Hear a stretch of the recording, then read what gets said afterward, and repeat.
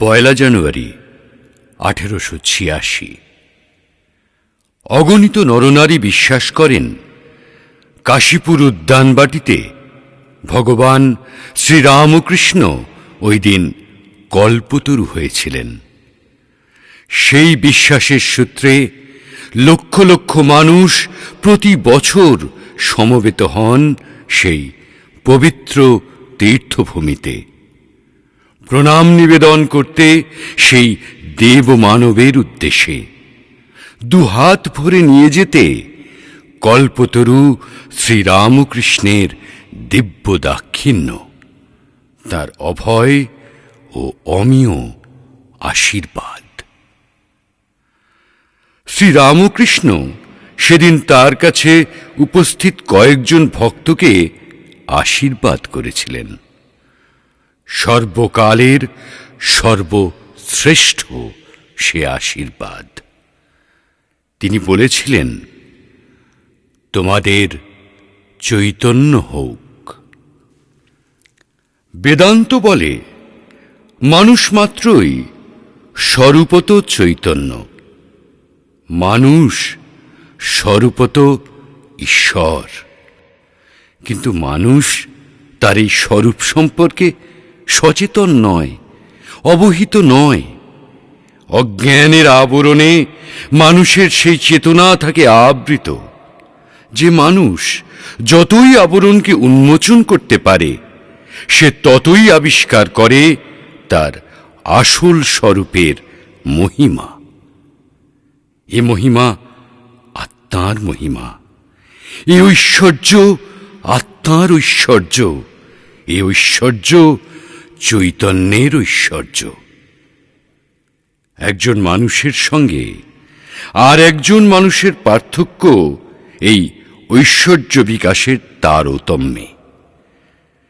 কর্মের কবচকুণ্ডলের মতো মানুষের এই ঐশ্বর্য, এই দেবত্ব বা শিবত্ব যেমন সহজাত, তেমনি সহজাত তার অজ্ঞান, তার জীবত্ব। দৈব সত্তা আর জৈব সত্তা, এই দুই সত্তা নিয়েই মানুষ।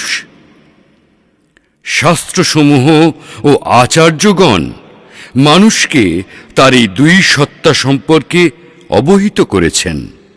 তারা প্রেরণা দিয়েছেন মানুষের মধ্যে মহতের, বৃহতের, ভূমার চেতনাকে জাগ্রত করতে। এই চেতনাই মানুষকে বুদ্ধে রূপান্তরিত করে, খ্রিস্টে রূপান্তরিত করে, মানুষকে ঈশ্বর তুল্য করে, মানুষকে ঈশ্বর করে। শ্রীরামকৃষ্ণ যখন বলছেন তোমাদের চৈতন্য হোক, তখন তিনি চাইছেন আমরা যেন বুদ্ধ হই, খ্রিস্ট হই, আমরা যেন ঈশ্বর হই।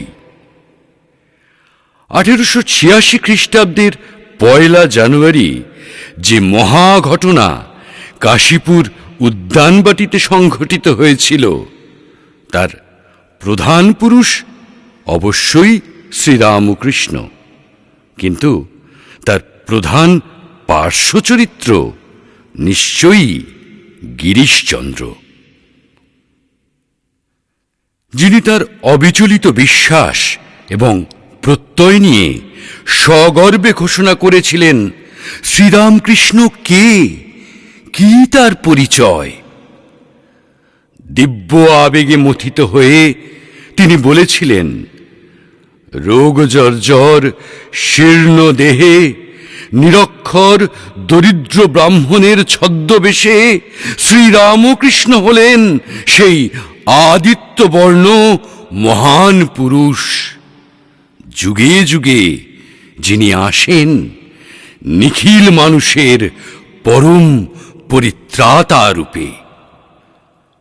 জীবন জীবিকার গহনতম অন্ধকারের মধ্যে নিমজ্জিত হতে হতে আলোক চৈতন্যের জন্য ব্যাকুলভাবে সংগ্রাম করেছিলেন গিরিশচন্দ্র।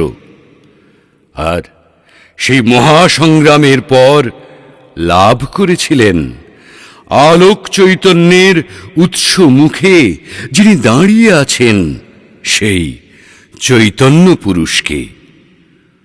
চৈতন্য পুরুষ শ্রীরামকৃষ্ণের আলোকে গিরিশচন্দ্রের অভাবনীয় রূপান্তর ঘটেছিল। নট ও নাট্যকার গিরিশচন্দ্রের উত্তরণ ঘটেছিল কবি গিরিশচন্দ্রে, সাধক গিরিশচন্দ্রে, সন্ত গিরিশচন্দ্রে। শ্রীরামকৃষ্ণ যাকে দংশন করেন তার এই পরিণতি অবশ্যম্ভাবী, অনিবার্য। জীবনের শেষ লগ্নে গিরিশচন্দ্রকে যে দেখেছে সেই অবাক হয়ে গিয়েছে এই বিরাট বিবর্তনের আকার দেখে। বজ্রানলে নিজের বুকের পাঁজর জ্বালিয়ে নিয়ে মহান অহংকারের সঙ্গে বৃদ্ধ গিরিশচন্দ্র বলতেন, শ্রীরামকৃষ্ণ ভগবান কিনা আমাকে দেখে তোমরা বোঝো কি ছিলাম আর আমাকে তিনি কি করে দিয়েছেন। কল্পতরু শ্রীরামকৃষ্ণের কাছে কি গিরিশচন্দ্র এই আলোক চৈতন্যের জন্য প্রার্থনা করেছিলেন, জ্ঞানত অথবা অজ্ঞানত? না, শ্রীরামকৃষ্ণ অবশ্যই কল্পতরু, কিন্তু তিনি পুরাণ প্রসিদ্ধ কল্পতরু নন। পুরাণের কল্পতরুর কাছে চাইতে হয়। সেই চাওয়া জ্ঞানত হতে পারে, আবার অজ্ঞানতও হতে পারে। কিন্তু শ্রীরামকৃষ্ণ অযাচিত কল্পতরু। কেউ চাক অথবা না চাক, তিনি নির্বিচারে মানুষকে দিয়েছেন চৈতন্যের রাজ্যের সন্ধান, দিয়েছেন অকুণ্ঠ অভয় আশ্বাস। এই কারণেই শ্রীরামকৃষ্ণের শিষ্য স্বামী শারদানন্দ সেদিনের ঘটনাকে শ্রীরামকৃষ্ণের কল্পতরু হওয়া না বলে বলেছেন, পৃথিবীর সকল মানুষের জন্য শ্রীরামকৃষ্ণের অভয় প্রকাশ বা আত্মপ্রকাশের মাহেন্দ্রক্ষণ। শুধু মুষ্টিমেয় কয়েকজনের কাছে নয়, পৃথিবীর সর্বদেশের সর্বকালের মানুষের জন্যই প্রায় শেষ নিঃশ্বাসের সঙ্গে সঙ্গেই চৈতন্য মন্ত্র উচ্চারণ করেছিলেন তিনি। কে জানে ইংরাজি বর্ষের প্রথম দিনটি সেই জন্যই নির্বাচিত হয়েছিল কিনা। ভক্তির শেষ কথা চৈতন্য, কর্মের শেষ কথা চৈতন্য, যুগের শেষ কথা চৈতন্য, জ্ঞানের শেষ কথা চৈতন্য।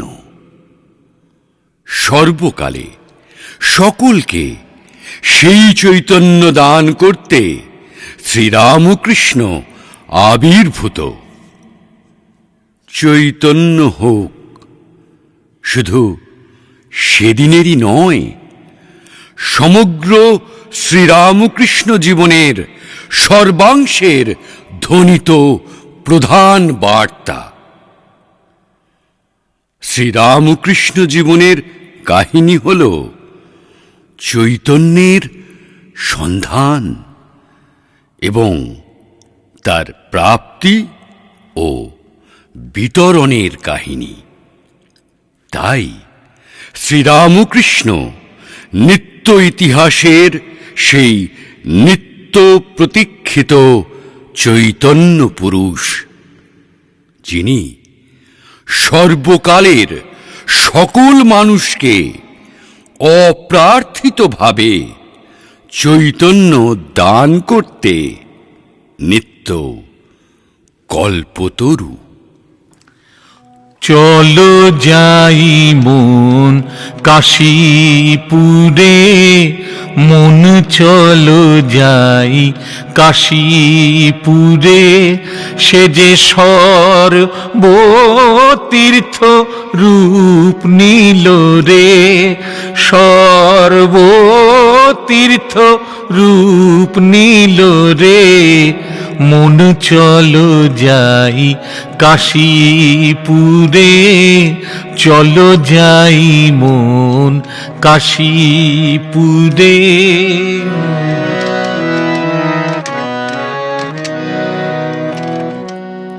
কাশীপুরে শ্রীরাম কৃষ্ণ কল্পতরু সেজেছে রে,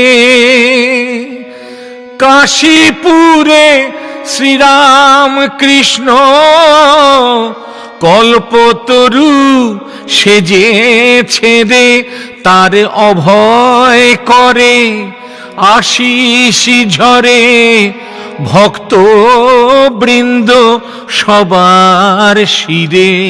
তার অভয় করে আশিস ঝরে, ভক্ত বৃন্দ সবার শিরে। মন চলো যাই কাশীপুরে, চলো যাই মন কাশীপুরে।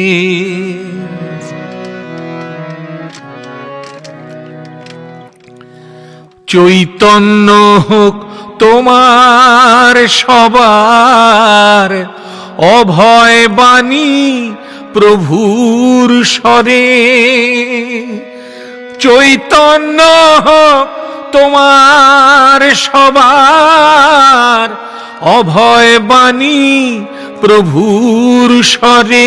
শুনে ভক্ত বৃন্দ আনন্দেতে, হাবুডুবু চিত সাগরে।